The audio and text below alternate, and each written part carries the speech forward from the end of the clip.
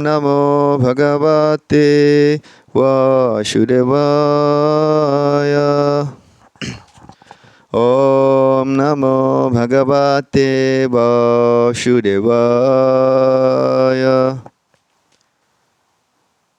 Srimad Bhagavatam, Skanda 1, Bab 2, Sloka 15, Ketuhanan dan pelayanan suci kepadanya.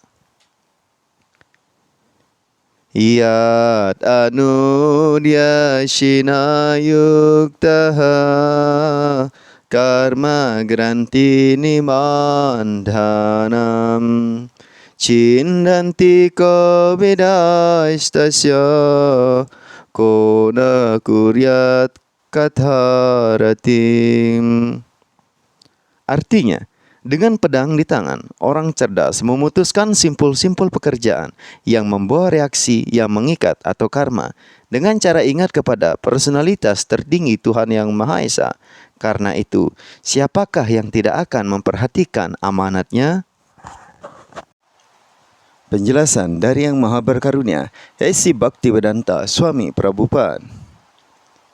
Hubungan bunga api rohani dengan unsur-unsur material menciptakan simpul yang harus diputuskan jika seseorang ingin dibebaskan dari perbuatan dan reaksi pekerjaan yang bertujuan untuk mendapat pahala. Pembebasan berarti kebebasan dari peredaran aktivitas yang membawa reaksi. Pembebasan tersebut ikut serta dengan sendirinya bagi orang yang selalu mengingat kegiatan spiritual personalitas Tuhan Yang Maha Esa.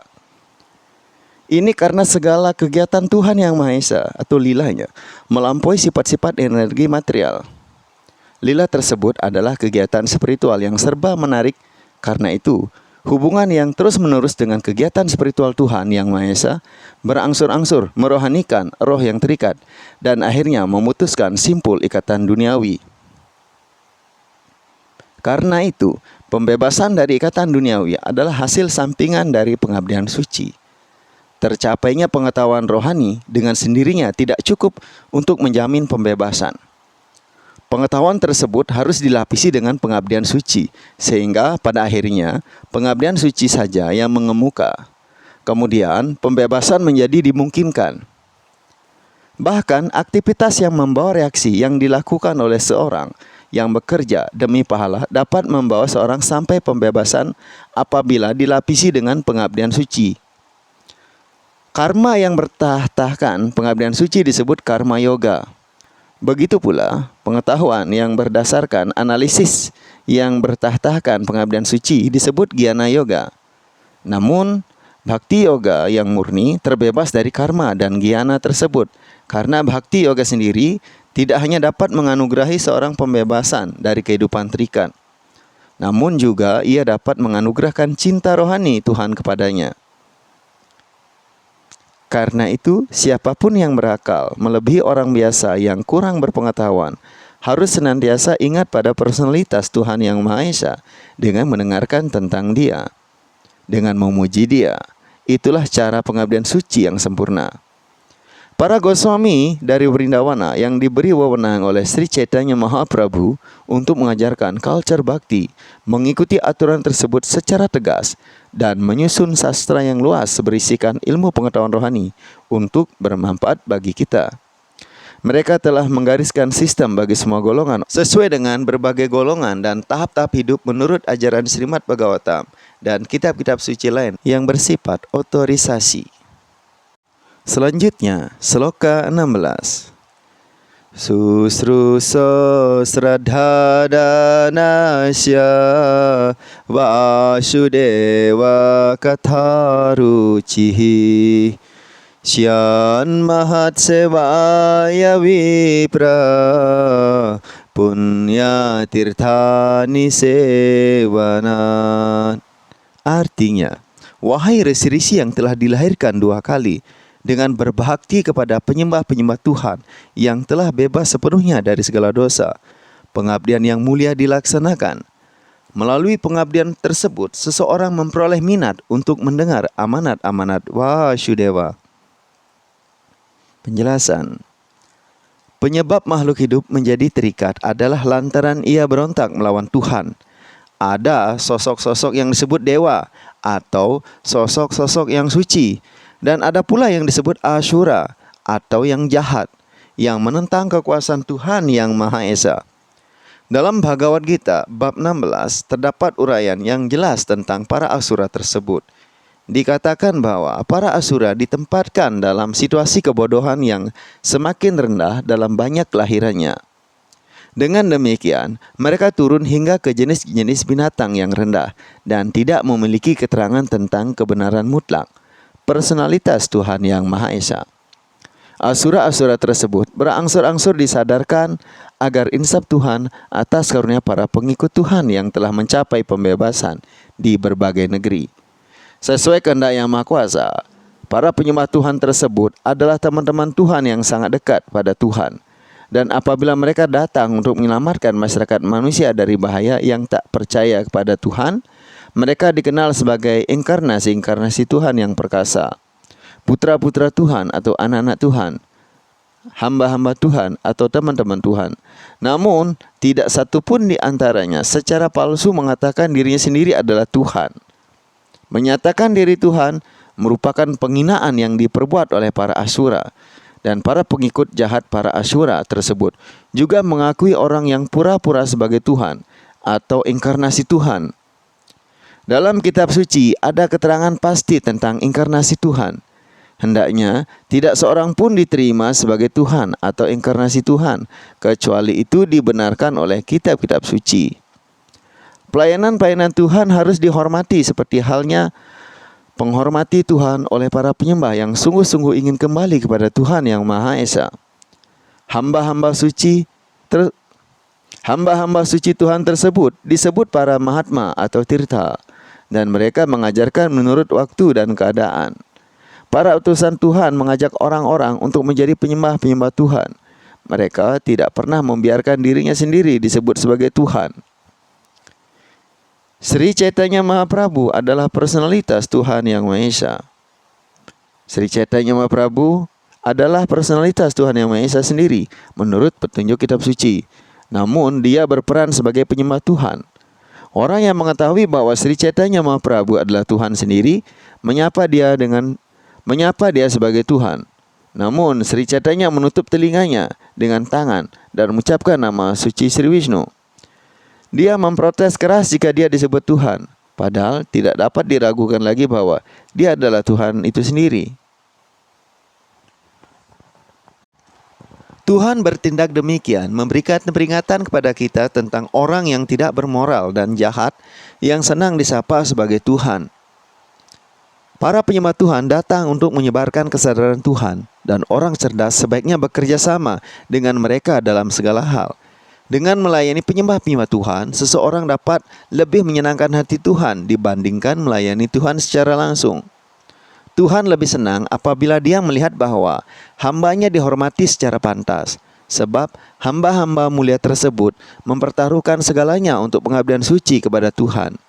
Dan karena itu, mereka sangat dicintai oleh Tuhan. Tuhan menyatakan dalam Bhagavad Gita bab 18 sloka 69 bahwa tiada orang yang lebih dicintainya daripada orang yang mempertaruhkan segalanya untuk mengajarkan kebesarannya. Dengan mengabdi kepada para penyembah Tuhan, berangsur-angsur seorang memperoleh sifat penyembah Tuhan tersebut. Dan dengan demikian, ia memperoleh kualifikasi untuk mendengar kebesaran Tuhan. Minat besar untuk mendengarkan tentang Tuhan adalah kualifikasi pertama seorang pengikut yang memenuhi syarat untuk memasuki kerajaan Tuhan. Selanjutnya, sloka 17. Srinvatam swakatha Krishna punya sravana kirtana ridyantastohi abadrani vidunoti surishatam. Sri Krishna, personalitas tertinggi Tuhan yang Maha Esa, Sang Paramatma, Roh Utama di dalam hati semua orang dan penyelamat penyembah yang jujur, menghilangkan keinginan untuk kenikmatan duniawi dari hati penyembah yang telah mengembangkan keinginan untuk mendengarkan amanat-amanatnya, di mana amanat-amanat tersebut dengan sendirinya menjadi agung apabila didengar dan dipuji dengan baik. Penjelasan. Amanat-amanat personalitas Tuhan Yang Maha Esa Sri Krishna tidak berbeda dari dirinya. Karena itu, apabila orang memuji dan mendengarkan tentang Tuhan tanpa berbuat kesalahan, maka dimengerti bahwa Sri Krishna hadir di sana dalam bentuk suara transendental yang seperkasa Tuhan sendiri. Sri Chaitanya Mahaprabhu dalam ajarannya berjudul Siksastaka menyatakan dengan jelas bahwa nama suci Tuhan memiliki seluruh kekuatan Tuhan dan bahwa Dia telah menyusupkan kekuatan yang sama dalam nama-namanya yang jumlahnya tak terhingga. Tidak ada ketetapan waktu yang tegas dan siapapun dapat memuji nama suci Tuhan dengan perhatian dan penghormatan menurut kemampuannya. Tuhan begitu murah hati kepada kita sehingga Dia dapat hadir secara pribadi di hadapan kita dalam bentuk suara rohani. Namun, sayang sekali kita belum berminat untuk mendengar dan memuji nama dan kegiatan Tuhan. Kita sudah membicarakan perkembangan minat untuk mendengar dan mengucapkan suara suci. Itu dilakukan melalui perantara penyembah Tuhan yang murni. Tuhan membalas pengabdian para penyembahnya secara setimpal. Apabila Dia melihat seorang penyembah tulus sepenuhnya dalam upaya agar diperkenankan masuk dalam pengabdian rohani kepada Tuhan, sehingga ia berminat mendengarkan tentangnya, maka Tuhan bertindak dari dalam hati penyembah dengan cara supaya penyembah yang bersangkutan mudah kembali kepadanya. Keinginan Tuhan untuk membawa kita pulang ke kerajaannya lebih besar daripada apa yang dapat kita inginkan. Kebanyakan di antara kita sama sekali tidak ingin kembali kepada Tuhan Yang Maha Esa.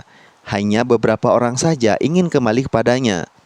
Namun, siapapun yang ingin kembali kepada Dia akan dibantu oleh Sri Krishna dalam segala hal. Seseorang tidak dapat memasuki kerajaan Tuhan kecuali ia disucikan dari segala dosa secara sempurna. Dosa duniawi adalah hasil keinginan kita untuk berkuasa atas alam material. Hasrat seperti itu begitu sulit dihilangkan. Wanita dan harta benda merupakan kendala-kendala yang sulit bagi seorang penyembah yang sedang maju menempuh jalan kembali kepada Tuhan Yang Maha Esa. Banyak tokoh kuat dalam garis pengabdian suci jatuh menjadi korban pancingan tersebut, sehingga mereka mundur dari jalan pembebasan. Namun apabila seorang dibantu oleh Tuhan itu sendiri, maka seluruh proses menjadi begitu mudah atas karunia suci Tuhan. Apabila seorang merasa gelisah sehubungan dengan wanita dan kekayaan, itu tidak begitu mengherankan. Pasalnya, setiap makhluk hidup telah bergaul dengan hal-hal tersebut sejak dahulu kala, dan penyembuhan sifat yang asing tersebut memerlukan waktu yang lama. Tetapi jika seorang tekun mendengarkan kebesaran Tuhan, maka berangsur-angsur ia menginsapi kedudukannya yang sejati. Atas karunia Tuhan, penyembah tersebut memperoleh kekuatan yang cukup untuk membela diri terhadap keadaan gangguan, dan secara bertahap segala unsur yang mengganggu dihilangkan dari pikirannya. Selanjutnya, sloka 18.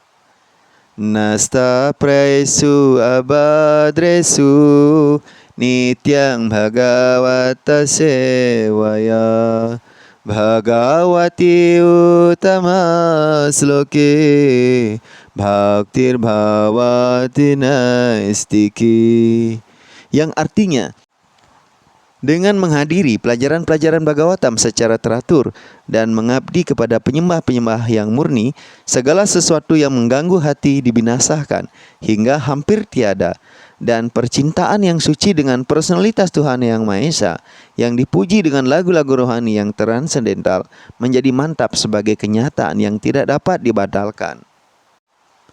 Penjelasan. Inilah pengobatan untuk menghilangkan semua hal yang tidak baik di dalam hati yang dianggap rintangan pada jalan keinsapan diri. Pengobatan itu adalah pergaulan para Bhagawata. Ada dua macam Bhagawata, yaitu Bhagawata kitab dan Bhagawata penyembah. Kedua Bhagawata tersebut adalah pengobatan yang manjur, dan kedua-duanya atau salah satu di antara yang cukup baik untuk menghilangkan rintangan. Seorang penyembah Bhagawata sebaik kitab Bhagawata, sebab penyembah Bhagawata hidup menurut Bhagawata. Sedangkan kitab Bhagawata penuh keterangan tentang personalitas Tuhan Yang Maha Esa dan para penyembahnya yang murni, yang juga para Bhagawata. Kitab Bhagawata dan penyembah adalah sama persis. Penyembah Bhagawata adalah utusan Bhagawan, personalitas Tuhan Yang Maha Esa secara langsung. Jadi, dengan menyenangkan penyembah Bhagawata, seorang dapat memperoleh manfaat dari kitab Bhagawata. Akal manusia tak sanggup mengerti bagaimana secara berangsur-angsur seorang diangkat pada jalan pengabdian suci dengan cara mengabdi kepada penyembah Bhagawata atau kitab Bhagavatam. Namun, sebenarnya semua ini adalah kebenaran yang diterangkan oleh Sri Narada, yang kebetulan putra seorang pelayan dalam kelahiran dia sebelumnya. Pelayan tersebut sibuk dalam pengabdian sederhana kepada para resi, sehingga anaknya pun bergaul dengan mereka. Hanya dengan pergaulan para resi dan menerima sisa makanan mereka, putra seorang pelayan mendapat kesempatan menjadi penyembah murni dan pribadi mulia yang bernama Srila Naradewa. Inilah pengaruh menakjubkan pergaulan para Bhagawata. Untuk mengerti pengaruh itu secara nyata, harus diperhatikan bahwa melalui pergaulan tulus dengan para Bhagawata, seseorang pasti menerima pengetahuan rohani dengan mudah sekali. Dengan hasil yang diperoleh, ia menjadi mantap dalam bhakti kepada Tuhan. Makin seorang maju dalam bhakti di bawah bimbingan para Bhagawata, makin ia menjadi mantap dalam pencintaan rohani kepada Tuhan. Karena itu, pesan-pesan kitab Bhagawata harus diterima dari penyembah Bhagawata. Dan gabungan dua Bhagawata itu akan menolong penyembah pemula untuk maju. Demikian pembacaan Srimad Bhagavatam pada hari ini. Kita telah membaca 8 sloka dari Skanda 1 bab 2, lanjutan ketuhanan dan pelayanan suci kepadanya. Terima kasih telah mendengarkan. Semoga segala berkat datang dari segala penjuru. Semoga hari-hari Anda penuh dengan keberuntungan.